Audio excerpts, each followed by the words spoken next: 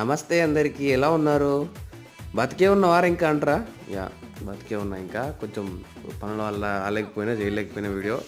But ఈరోజు నుంచి అట్లా కాదు, చేస్తా. రెగ్యులర్‌గా వీడియోలు చేస్తా. అంటే నేనెందుకు వీడియో చేయలేకపోతున్నా అంటే, మీకు కొంచెం లైక్ అవసరం వచ్చింది చేద్దామనే ఆలోచన ఉంది అంతే. సో, అందుకే ఇన్ని రోజులు రాలేదు.